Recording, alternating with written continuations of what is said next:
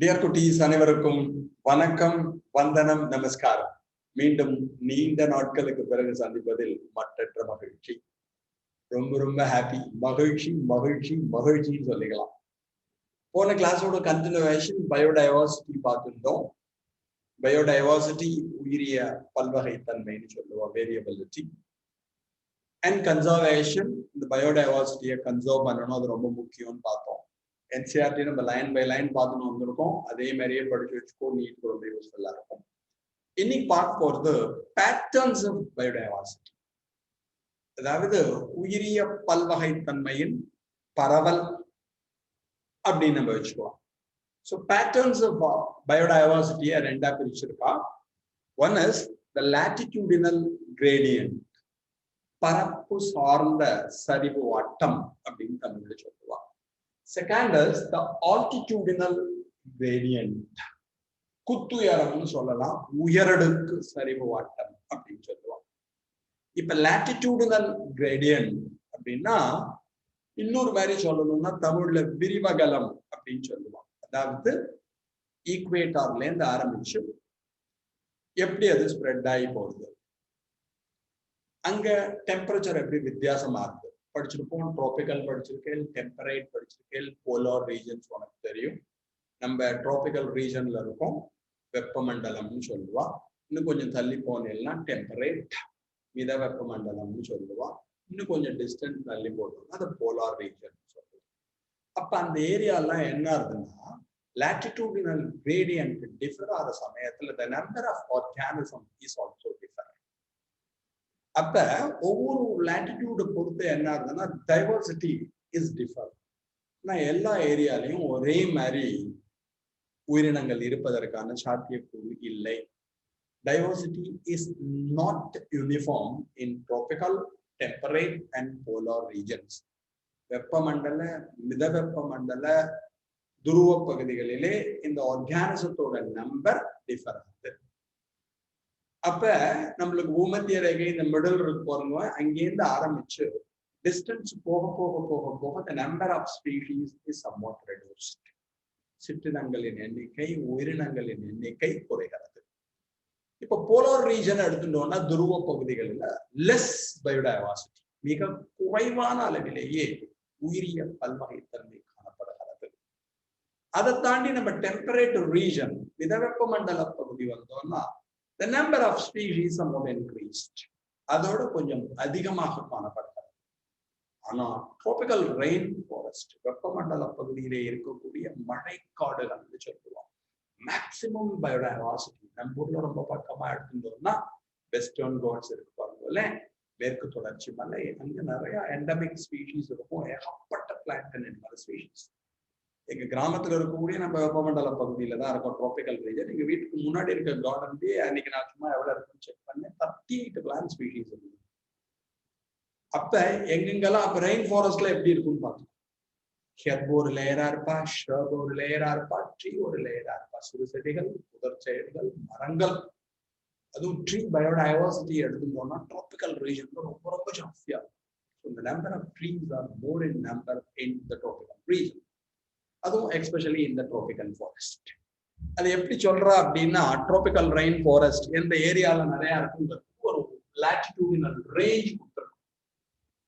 அந்த latitudinal range அப்படின்னா actually tropic of cancer, tropic of Capricorn, அவ ரெண்டு பேருக்கு நடுவில் ஆக்சுவலி 23.5 டிகிரி நார்த்ல இருந்து ஆரம்பிச்சு 23.5 degree south, tropic of cancer, tropic of capricorn, அவ ரெண்டு பேருக்கு நடுவுல இருக்க ஸ்பேஸ், தமிழ்ல சொல்றப்ப கடக ரேகை, மகர ரேகைன்னு சொல்லுவோம். அவளுக்கு நடுவுல இருக்க ஸ்பேஸ், அங்க எவ்வளவு பிளான்ட் ஸ்பீஷீஸ் இருக்குன்னு கொடுத்துருக்காங்க. Especially the vascular plants with vascular tissue, xylem and phloem, அதாவது நீரை கடத்தக்கூடிய, உணவினை கடத்தக்கூடிய தாவரங்கள் வச்சுக்கோங்க. எஸ்பெஷலி இந்த ட்ரீஸ் தான் மென்ஷன் பண்ணிருக்கோம். 180 to 236 per 0.1 hectare. அப்ப வாஸ்குலர் டிஷ்யூஸ் எடுத்துட்டோம்னா ட்ராபிக்கல் ஃபாரஸ்ட்ல இதுல இருப்பான். அதுவே நம்ம டெம்பரேட் ஏரியா போனோம்னா the number is 21 to 48 species only. இங்க 118ல இருந்து ஆரம்பிச்சு 236 இருக்கா. அதுவே டெம்பரேட் போறது the number is 21 to 48, ஒவ்வொரு ஏரியாலையும் வித்தியாசப்படுறது. அதுவே ஆர்டிக் அண்டார்டிக் டிக் டிக் டிக் எல்லாம் போனா ஜஸ்ட் 10 ஸ்பீஷீஸ் இருக்கும். 236 எங்க இருக்கு, 10 எங்க இருக்கு பாத்து. அப்ப உனக்கு இந்த பூமி ரேகையில இருந்து போக போக போக போக டிஸ்டன்ஸ் போக போக அந்த பிளான்ட் ஸ்பீஷீஸ் நம்பர் என்ன ஆகுது, ரெடியூஸ் ஆகுது. இக்வேட்டார்ல இருந்து டுவர்ட்ஸ் போல்ஸ் போற சமயத்துல போலார் ரீஜன் போறப்ப the number of plant as well as animal species number is reduced. அப்ப temperature plays a vital role in the speciation. சிற்றினங்கள் உருவாக்குவதில் ஸ்பீசியேஷன் புதுசு புதுசா ஃபார்ம் ஆன எங்க நிறைய இருக்கும்னா ஒன்லி இந்த ட்ராபிக்கல் ரீஜன் அப்படிங்கிறது ஞாபகம். என்சிஆர் இதையும் கொடுத்துருக்கோம். எந்த ரேஞ்சில் தட் இஸ் லாட்டிடியூட் ரேஞ்ச் விரிபகல எடுத்துட்டோம்னா 23.5 degree north, 23.5 degree south வரைக்கும் number of plant species are found. ஏங்கிற ரீசன் அப்புறம் பார்ப்போம். ஓகேயா? அப்ப இதை நீ குறிச்சுக்கோ. அதுல ஒரு எக்ஸாம்பிள் கீழே வரிசையா கொடுத்துருக்கான். கொலம்பியா எடுத்துட்டா ஈக்வேட்டாருக்கும் பக்கத்துல இருக்கு. அங்க மட்டும் 1400 ஸ்பீஷீஸ் ஆஃப் பேர்ட்ஸ் இருக்கா. ஸோ பேர்டோட நம்பர் கொடுத்துருக்கோம். இப்போ கொலம்பியாவில் எடுத்துட்டேன்னா it is near to equator. அங்க நம்பர் ஆஃப் பேர்ட்ஸ் எவ்வளவு இருக்கா? ஏவியன் ஃபானா, ஃப்ளோரா அப்படின்னா பிளான்ட் சொல்லுவோம், ஃபானா அப்படின்னா அனிமல் சொல்லுவோம். ஃப்ளோரா தாவரங்கள், ஃபானா அனிமல் சொல்லுவோம். ஏவியன் ஃபானா பறவைகளின் எண்ணிக்கை எவ்வளவு இருக்கும்? It will be around 1400 species. 1400 சிற்றினங்கள் காணப்படுகின்றன. இது டிராபிக்கல் ரீஜன்ல வந்துடும். அதுவே நியூயார்க் போனோம்னு வச்சுக்கோங்களேன், அது 41 டிகிரி நார்த்ல இருக்கு. அங்க 105 ஸ்பீஷீஸ் ஆஃப் பேர்ட்ஸ் தான் இருக்கா. இங்க பாரு 1400 எங்க, 105 எங்க. அதுவே கிரீன்லாண்ட் போனோம்னா அங்க பாக்குறப்போ உனக்கு 71 டிகிரி நார்த்ல இருக்கு. Just 56 birds avian fauna. அப்போ எப்படி வித்தியாசப்படுறதுன்னு பார்த்துக்கோ. டிராபிக்கல் ரீஜன் எடுத்துனோம்னா 1400 பேர்ட்ஸ் இருக்கா. அதுவே டெம்பரேட் போறப்ப இட் வில் பி அரௌண்ட் 105. அதுவே கொஞ்சம் டுவர்ட்ஸ் போல்ஸ் போறப்ப the number is just 56 அப்படின்னு கொடுத்துருக்கா. ஸோ இது கொஞ்சம் முக்கியமா நீங்க வச்சுக்கணும். இதை நோட் பண்ணிக்கோ. then I come to the next. Okay தானே? இப்ப பயோடைவர்சிட்டி பாக்குறப்ப டிராபிக்கல்ல ஜாஸ்தி, அதோட டெம்பரேட்ல கம்மி, அதோட போலார்ல கம்மி. வெப்பமண்டலத்துல நிறைய இருப்பா, மித வெப்பமண்டலத்துல அதோட கம்மியா இருப்பா. போலார் ரீஜன் போனேன்னா ரொம்ப கம்மியா இருப்பா. Flora as well as fauna, plant as well as animal. அதுக்கு நான் முன்னாடியே சொல்லி கொடுத்தேன். முன்னாடி ஃபர்ஸ்ட் எடுத்துட்டோம்னா தட் இஸ் கொலம்பியா ரீஜன்ல 1400 ஸ்பீஷீஸ் ஆஃப் பேர்ட்ஸ் இருக்கா, பறவைகள் இருக்கிறது. நியூயார்க்ல எடுத்துட்டேன்னா ஜஸ்ட் 105 ஸ்பீஷீஸ். அதுவே கிரீன்லாண்ட் போனேன்னா the number is just 56. அதே மாதிரி நம்ம இந்தியா எடுத்துட்டோம்னா அது டிராபிக்கல் லாட்டிடியூட்ல இருக்கு. வெப்பமண்டல பகுதியில் காணப்படுகிறது. எவ்வளவு பேர்ட்ஸ் இருக்கா? 1200 ஸ்பீஷீஸ் ஆஃப் பேர்ட்ஸ். பறவைகளில் மட்டும் 1200 வகைகள் இருக்கான். அதே மாதிரி நெக்ஸ்ட் கொடுக்குறப்ப இதை வருஷம் கொடுத்துருக்கான். டிராபிக்கல் ஃபாரஸ்ட் ஈக்குவடார் அப்படின்னு உனக்கு தெரியும், சவுத் அமெரிக்கால இருக்கக்கூடிய அங்க பார்த்தேன்னா 10 times more vascular plants than temperate Midwest of USA.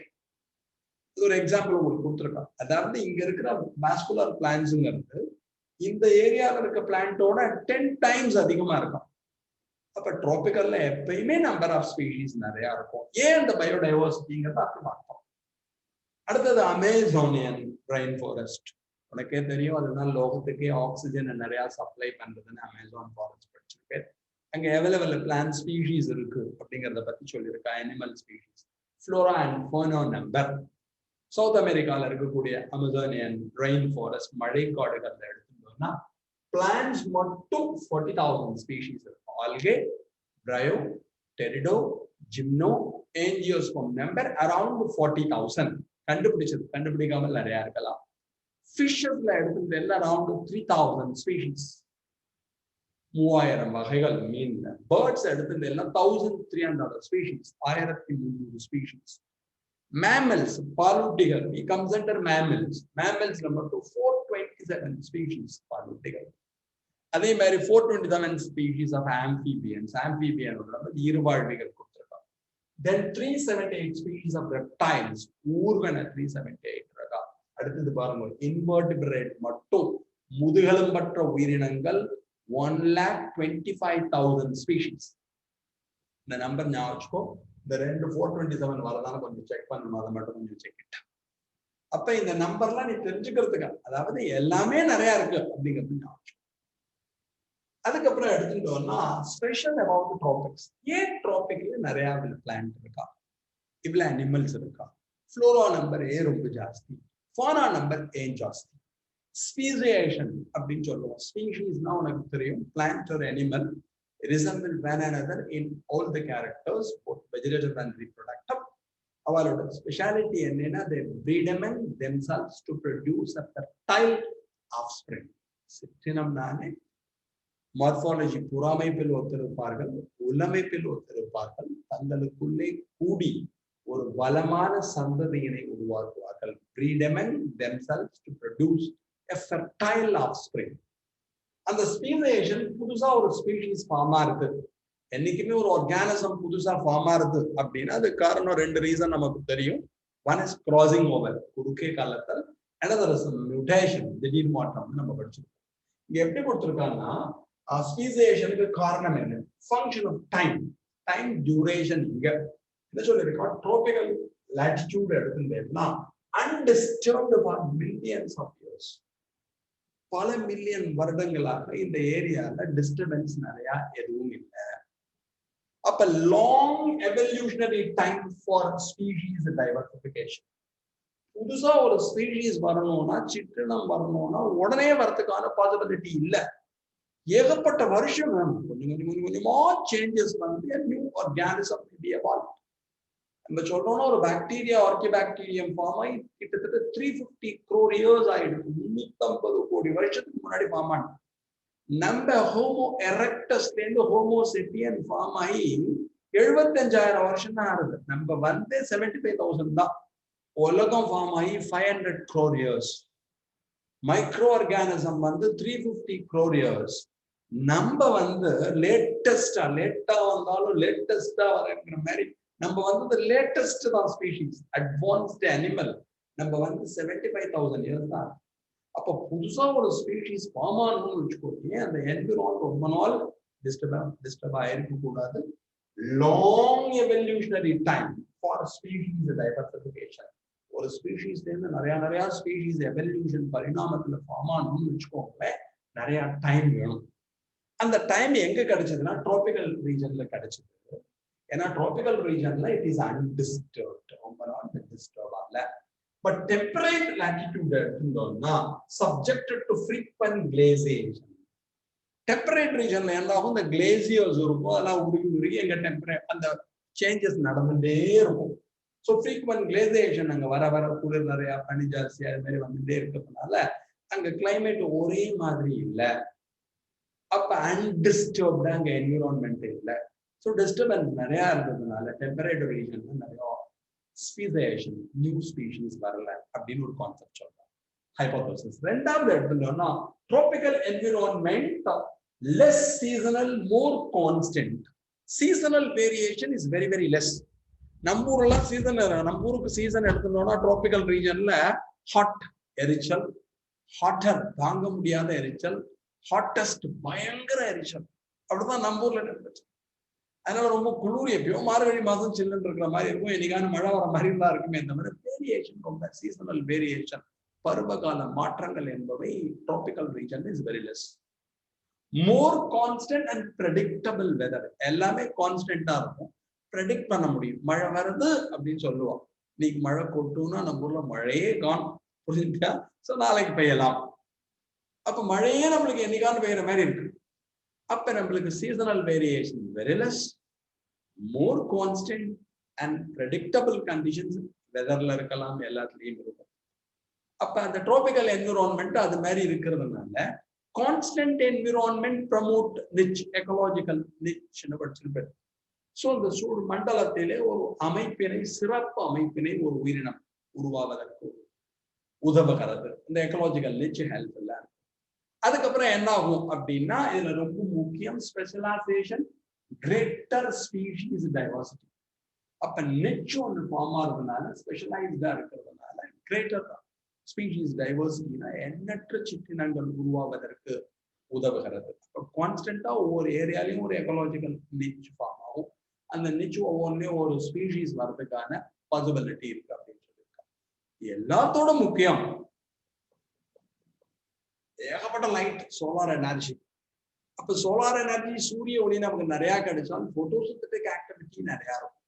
அப்போ போட்டோசிந்தசிஸ் ஒளிச்சேர்க்கை நடந்தால் ப்ரொடக்டிவிட்டி அதிகமாகும், உற்பத்தி திறன் அதிகமாகும். அப்ப ஆகாரம் நிறைய கிடைச்சால் நேச்சுரலி கிரேட்டர் டைவர்சிட்டி. இப்ப நிறைய பிளான்ட், நிறைய போட்டோசிந்தசிஸ், நிறைய ஃபுட்டு கிடைக்கிறது, நிறைய எல்லாம் இருக்கிறதுனால ஆர்கானிசம்ஸ் நிறைய ஃபார்ம் ஆகிறதுக்கான சிற்றினங்கள் நிறைய உருவாவதற்காக ஸ்பீசியேஷன் நடக்கிறதுக்கு இதெல்லாம் ஹெல்ப் பண்ணுது.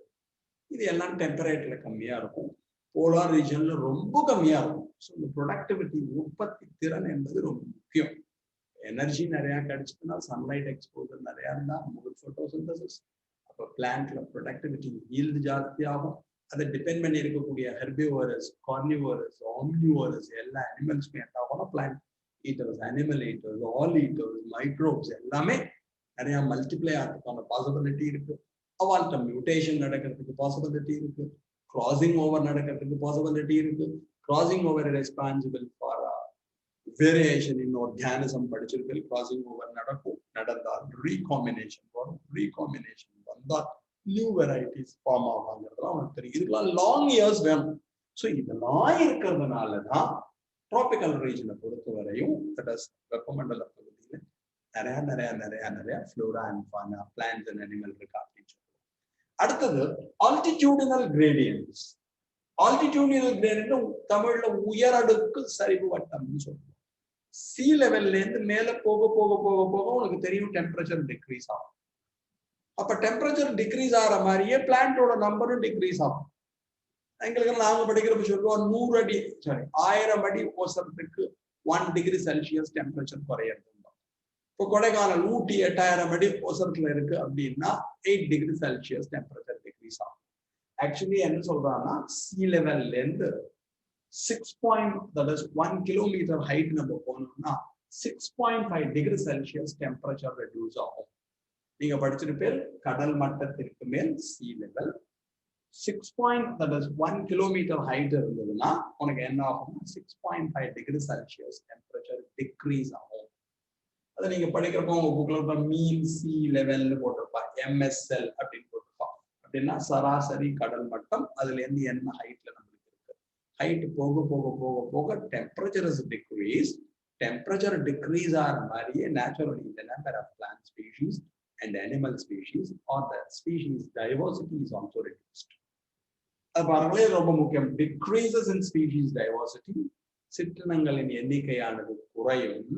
We ascend a high mountains, உயரமான மலைக்கு போகும் due to drop in temperature. அப்ப டெம்பரேச்சர் உனக்கே தெரியும், optimum temperature required for growth is 26 plus or minus 2 degrees Celsius. அப்ப சூப்பரா ஒரு செடி வளரணும், growth இருக்கணும் அப்படின்னா அதுக்கு ஆப்டிமம் டெம்பரேச்சர் என்னன்னா 26 plus or minus 2 degrees Celsiusல தான் சூப்பரா இருக்கும். It is always maintained in the tropical rainforest. அப்ப இந்த டெம்பரேச்சர் மேல போக போக ரெடியூஸ் ஆகிற சமயத்துல naturally the number of plant species, animal species, flora and fauna are reduced. அதான் greater seasonal variability. ஹைட் போக போக உனக்கு என்ன ஆகும் அப்படின்னா நேச்சுரலி டெம்பரேச்சர் குறையிறது, அப்ப சீசனல் வேரியேஷன்ஸ் நிறைய இருக்கும், அதனால யாரும் வளர முடியாது. ஸோ இது ஒன்று கொடுத்துருக்காடா. அதுக்கப்புறம் ஃபைனலா இன்னும் ஒரு கான்செப்ட் இருக்கு, ஸ்பீஷீஸ் கிளாஸ்ல பார்ப்போம். அதுக்கு முன்னாடி காசஸ் ஃபார் பயோடைவர்சிட்டி லாசஸ், இந்த உயிர் பன்மை, பல்லுயிர் தன்மை ஏன் குறையிறது, அதுக்கெல்லாம் சில ரீசன்ஸ், அது தனி கான்செப்டா இருக்கு, இப்ப சொல்லிடலாம் இன்னைக்கு சொல்லிட்டு. First is habitat loss and fragmentation. Habitat அப்படின்னா வளரிடம் சொல்றது, plans in which plants and animals live. Habitat loss அப்படி அண்ட் ஃப்ராக்மெண்டேஷன்னா கொடைக்கானல் பேர்கள், ஊட்டி பேர்கள், காஃபி எஸ்டேட் இருக்கு, டீ எஸ்டேட் இருக்கு, பைன் ஃபாரஸ்ட் இருக்கு, யூகலிப்டஸ் நிறைய என்ன பண்ணிருக்கா ஃபாரஸ்ட். அப்புறம் நம்ம போய் அபார்ட்மெண்ட் கட்டிருக்கோம், அங்க போய் நம்ம தங்கறதுக்காக நிறைய இதெல்லாம் கட்டி வச்சுருக்கோம்னு வச்சுக்கோங்களேன். அப்ப அது மாதிரி போறப்ப என்ன பண்ணுவோம், பெரிய ஃபாரஸ்ட் அங்கங்க என்ன பண்றோம்னா அங்க இருக்கிற ஹேபிடாட்ல இருக்கக்கூடிய எல்லாத்தையும் அழிக்கிறோம். அழிச்சதுக்கு ஹேபிடாட் லாஸ் அப்படின்னா ஃபாரஸ்ட் இருந்தால்தான் அனிமல்ஸ் இருக்க முடியும், பிளான்ட் இருந்தால்தான். அப்ப அதெல்லாம் நம்ம ரிமூவ் பண்றோம். அண்ட் தென் ஃப்ராக்மெண்டேஷன், அங்கங்க கட் பண்ணி நம்ம வீடு கட்டிருக்கோம். அப்ப என்ன ஆகுது, நேச்சுரலி பயோடைவர்சிட்டி லாஸ், அங்க இருக்கிற பிளான்ட் பேர்றத அதை டிபெண்ட் பண்ணிட்டு இருக்கு, அனிமல்ஸ் பேர்றத டிபெண்ட் பண்ணிட்டு இருக்கு, அத்தனை பேர் பேர்றோம். செகண்ட் எடுத்துக்கணும்னா ஓவர் எக்ஸ்ப்ளாய்டேஷன், தேவைக்கு மேல யூஸ் பண்றது. இந்த வீட்டுல வாட்டரை யூஸ் பண்ற மாதிரி அதிக அளவு பயன்படுத்துதல், என்ன தேவையோ அதுக்கு மேல. ஓவரா நம்ம ஃபாரஸ்ட் ஃபார் எக்ஸாம்பிள் டீக்கு இருக்குன்னு வச்சுக்கோங்க, ஃபாரஸ்ட்ல இருக்க டீக்கை நம்ம கட் பண்ணிட்டே நம்மளுக்காக எடுத்துட்டு வரணும்னா you are exploiting the forest like anything. அதனாலையும் உனக்கு என்ன வரலாம், பயோடைவர்சிட்டி லாஸ் வரலாம். Introduction of alien species, Kodaikanal Ooty எங்க போனாலும் அதெல்லாம் டீ நம்பூர் பிளான்டா, அதே மாதிரி காஃபி நம்பூர் பிளான்டா, யூகலிப்டஸ் நம்பூர் பிளான்டா, பைன் ட்ரீ நம்பூர் பிளான்டா, சம்பந்தம் இல்லாம அந்த ஸ்பீஷிஸ் எல்லாம் இன்ட்ரடியூஸ் பண்றப்ப புதிய சிற்றினங்களை அறிமுகப்படுத்துதல் சொல்லுவோம். அது பயங்கர ரேப்பிடா க்ரோ ஆகிறப்ப நம்பூர் செடி வளர முடியாது. இப்ப எங்க யூகலிப்டஸ் ட்ரீ இருக்கோ அதுக்கு கீழே வேற எந்த செடியும் சரியா வளராது. கொடைக்கானல் நீங்க பைன் ஃபாரஸ்ட் பார்த்துருப்பேன், பைன் ஃபாரஸ்ட்டுக்கு கீழே வேற எந்த செடியுமே இருக்காது. அல்லிலோபத்தியின் பேரு, they secrete certain chemicals which prevent the growth of other organisms. அவர்கள் உருவாக்குகின்ற வேதிப்பொருட்கள் கீழே எந்த செடியுமே வளர விடாம பண்ணிடும். இப்போ ஒரே ஒரு ஸ்பீஷீஸ் ஏலியன் ஸ்பீஷீஸை இன்ட்ரடியூஸ் பண்றதுனால அங்க இருக்க எல்லாமே போயிடும். பெருசா டீ எஸ்டேட் இருக்கு, நம்ம டீ குடிக்கிறதுக்காக வச்சுட்டு இருக்கோம். எவ்வளவு பிளான்ட் வந்துருக்கும், எவ்வளவு அனிமல்ஸ் இருக்கும். இப்போ நீ டீயும் காஃபியும் இன்ட்ரடியூஸ் பண்றப்ப அவன் அத்தனையுமே போயிடும். இப்போ இதெல்லாம் ஏலியன் ஸ்பீஷீஸ். நம்ம ஊர்ல 2-3 உனக்கு தெரியும். பாக்டீரியம் ஹிஸ்டிடோஃபோரஸ் அப்படின்னு ஒண்ணு கேள்விப்பட்டிருப்பேன், ஐகார்னியா அப்படின்னு ஒண்ணு கேள்விப்பட்டிருப்பேன், ஓத்தர்ஹாசன் அதை இன்ட்ரடியூஸ்ட் ஒன், லாண்டனா கேமரா அதை இன்ட்ரடியூஸ்ட் ஒன். இதெல்லாம் நிறைய வேற ஊர்ல இருந்து நம்ம ஊர்ல இன்ட்ரடியூஸ் பண்றப்ப அந்த புது என்விரான்மெண்ட்ல இருந்து ப்ரொலிஃபரேட் லைக் anything பயங்கர ஃபாஸ்டா அவங்க வளர ஆரம்பிக்கும். அப்ப அங்க இருக்கிற பாக்கி ஆர்கானிசம் எல்லாம் என்ன பண்ண முடியாது, அதோட கம்பீட் பண்ண முடியாது. அப்ப நேச்சுரலி அதே மாதிரி இந்த ப்ரோசோபஸ் ஜூலிபெரா, கருவேல மரம் அப்படின்னு சொல்லுவாங்க வருவாங்க, சீம கருவேல மரம், அதெல்லாம் பயங்கர ஃபாஸ்டா எல்லா இடத்தையும் ஆக்குபை பண்ணிடும். ஸோ அதெல்லாம் ஏலியன் ஸ்பீஷீஸ் வரப்ப ஏற்கனவே இருக்கக்கூடிய பிளான்ட்னால என்ன பண்ண முடியாது, it is unable to compete, அதனோட போட்டி போட முடியல. ஸோ அதனால பயோடைவர்சிட்டி லாஸ் வருது. அண்ட் ஃபைனலி கோ எக்ஸ்டிங்ஷன், ஒருத்தரை டிபெண்ட் பண்ணி இன்னொருத்தர் இருப்பா, இல்ல ஒருத்தர் போயிட்டானா அடுத்த வர முடியாது. இதுக்கு ஒரு எக்ஸாம்பிள், இப்போ ஃபாரஸ்ட் இருக்குன்னு வச்சு, அதுல ட்ரீயை பாலினேட் பண்றதுக்கு சில இன்செக்ட் இருப்பான், பூச்சிகள் இந்த மரத்தோட மகரந்த சேர்க்கைக்கு உதவுவோம். Pollination, transfer of pollen from anther lobe to the stigma of the carpel, மகரந்தத்தை எடுத்துட்டு போய் சூழ்முடியில தருவோம். அதை சில இன்செக்ட் பண்ணிட்டு நம்ம பூச்சி மருந்து எடுக்கிறோம், அந்த இன்செக்ட் செத்து போயிடுதுன்னு வச்சு, அந்த இன்செக்ட் கம்ப்ளீட்டா எக்ஸ்டிங்க்ட் ஆயிடுது. அதுக்கப்புறம் 100 வருஷத்துல 200 வருஷத்துல இந்த ட்ரீயே இருக்காது. ஏன்னா அந்த ட்ரீயே அந்த பர்டிகுலர் இன்செக்ட் மட்டும்தான் பாலினேட் பண்ண முடியும். அந்த பர்டிகுலர் பாலினேட்டார் செத்து போயிட்டா, மகரந்தத்துக்கு காரணமா இருக்கக்கூடிய பூச்சி செத்து போயிட்டான்னு வச்சுக்கோயே, இதான் கோ எக்ஸ்டிங்ஷன். அவர் எக்ஸ்டிங்க்ட் ஆகிறப்ப பூச்சி போயிடுதுன்னா அந்த பாலினேட் ஆகக்கூடிய அந்த ட்ரீ என்ன ஆயிடும், செத்து. ஸோ இது மாதிரி நிறைய இஷ்யூஸ் இருக்கு. அதெல்லாம் பத்தி உங்களுக்கு கொஞ்சம் கொடுத்துருக்கோம் என்சிஆர்டில, அதனால நோட் பண்ணிப்போம். இதோட கண்டினியூவேஷனை நம்ம நெக்ஸ்ட் கிளாஸ்ல பார்க்கலாம். ஓகேயா?